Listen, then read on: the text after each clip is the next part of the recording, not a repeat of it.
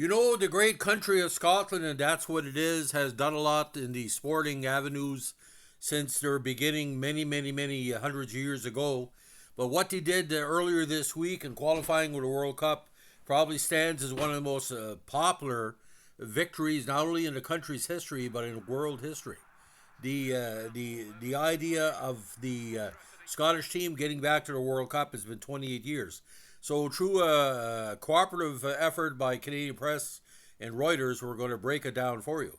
Now, according to TSN, instant classic goals send wild and weird Scotland to World Cup after 28-year wait. Now, of course, the last time they made it was in that famous 1988 World Cup. A lot of drama in that, of course. Scotland is finally going back to the World Cup following a 28-year wait after a wild wind capped a truly weird qualifying campaign. The Tartan Army of kilt-clad fans are now making plans for a midsummer trip to the States, Canada, and Mexico in 2026. Thanks to a victory in a 90-plus minutes triumph in Glasgow Tuesday that summed up their rarely glorious and mostly agonizing World Cup history.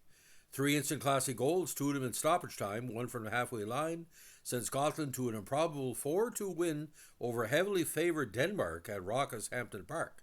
The standings in the 4-team group show Scotland top by 2 points clear of Denmark and heading to a first World Cup since, again, 1998, not 88, but 98. Now, what the table does not say is how the Scots were totally outplayed in much of each home win against Greece. Belarus and the Denmark team that still look far superior playing the last half hour with one less player at 10. I thought we were pretty rubbish, to be honest, but who cares? Midfielder John McGinn quipped in a post-game interview with the BBC. Scotland only had a chance to advance Tuesday despite losing another strange game in Greece 3 days earlier. Denmark, who now faces the jeopardy of European playoffs in March, left the door open to the Scots because lowly Belarus somehow tied them 2-2 in Copenhagen, which was a décevant, as we say. We had a lot of trauma as a Scotland team, a lot of hits, the 31-year-old McGinn said, but tonight to get over the line was such an amazing feeling. The emotion was raw for Captain Andy Robertson, who later revealed he spent part of Tuesday in tears in his hotel, thinking of his longtime Liverpool teammate Diogo Jota, who was killed in a car crash in July. Hat-trick of wonder goals. Scotland's undisputed greatest goal has been Archie Gemmel's solo dribble and strike against the Netherlands at the 78 World Cup. A 3-2 victory that was not enough to advance, and it's a symbol of the nation's heroic soccer failures. It was immortalized in a racy scene by celebrated actors Ewan McGregor and Kelly MacDonald in his signature Scottish movie Trainspotting. It has competition now. An acrobatic bicycle kit by Scott McTominay, hanging in the air to stretch out a telescopic right leg, put Scotland ahead in the third minute. At 2-2 in stoppage time, substitute defender Kieran Tierney hit a sweet first-timer that spun and curled into the net from 25 meters. I will never ever feel like that in a football park again, said McGinn, who acknowledged he began thinking with dread about the playoffs just 2 minutes before Tierney shot. The fourth goal came from more than 50 meters inside Scotland's half of the field with the last kick of the game, Kenny McLean lofting the ball over goalkeeper Kasper Schmeichel into an empty net. Emotions for Jota. Robinson had a close relationship with the late Portugal forward Jota. I couldn't get my mate Diogo Jota in my head today, the 31-year-old told the BBC. Today I've been in bets. I know that the age I'm at, this would be a last chance to go to the World Cup. We spoke so much together about the World Cup. He missed out in Qatar at 2022 because of injury. I missed out because Scotland never went. We always discuss what it would be like going to this World Cup. I know he'll be somewhere smiling over me tonight. Scotland's goalkeepers since September were 2 men who have not had a single minute of game time for the clubs this season, and one of them turns 43 next month. Craig Gordon is now the backup Scottish League leader Hearts.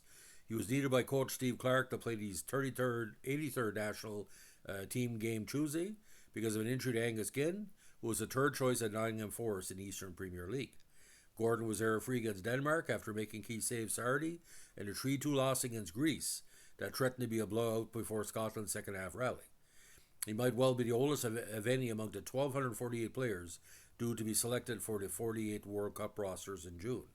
On December 5th in Washington, Scotland will learn its 3 opponents at the group stage, aiming to advance in the next phase of World Cup for the first time at the 8th attempt. Now, what Scotland provides, obviously I'm from Canada, Scotland has always been a very popular squad in my nation. And I tell you why. Just like the Canadians are a lot of heart. They're a workman-like team. They're not like England where they're backed by, money or celebrities and stuff like that. And Scotland's had a lot of bad luck through the years at the World Cup. So the idea, if you can get past the first at the first stage, that will be the key to determining their success. Because for just Canada to make it is was a great victory for our nation in 2022. Now, according to statistics provided by FIFA, which is quite interesting, ladies and gentlemen, Scotland has appeared 8 times at a World Cup, including 5 consecutive tournaments from 1974 to 1990. The team has never advanced past the first round of the finals competition. They have missed out on progressing to the second round 3 times on goal difference. In 74, when of all people Brazil edged them out. In 78, when the heady Netherlands progressed. And in 82, when the Soviets qualified. Although never qualifying for the next round, they have still caused some big upsets. Again, for example, their 3-2 win over Netherlands in 78. Following a 4-2 victory against Denmark earlier this week, it gave them enough points to place first in Group C. Now, we all know that Scotland Soccer Federation one is the oldest in the world. The SFA is the second oldest, was founded in 1873, the year after the first official international match was played between Scotland and England at Hamilton Crescent, Glasgow. The FIFA World Cup has been held every 4 years since the first tournament in 1930, except in 42 and 46 during World War II. And for the uninitiated, there's 2 phases: the qualification part, and the head-to-head international one. Now the 54, the 0 and 2, 58, 0 1 and 2, 74 1 and 2, 78 1 1 and 1, 82 1 1 and 1, 86 0 1 and 2, 1990 1 0 and 2. Group stage 98 0 1 and 2. So as it stands right now, ladies and gentlemen, 4 7 and 12. So it's going to be interesting what they're going to be doing in the finals, if they can pick the best team or the best money players to get it done. And just to recap, ladies and gentlemen, teams that you played in the World Cup: Austria, Uruguay, Yugoslavia, Paraguay, France, Zaire, Brazil, Yugoslavia, Peru, Iran, Netherlands, New Zealand, Brazil, Soviet Union, Denmark, West Germany, Uruguay, Costa Rica, Sweden, Brazil twice, 90 and 98, and Norway and Morocco. Head-to-head records, they've done the best, actually of all people, New Zealand and the Netherlands. And a lot of people in 82 remember the game against New Zealand. That was a 5-2 victory where Wark had 2 counters. So good luck to Team Scotland, ladies and gentlemen. If you want to watch something next year, watch Team Canada and Scotland, because Scotland is always Canada's second team. So if you like what we're doing here, we're a Sports File podcast. Let us know in the like, comment, subscribe, or share.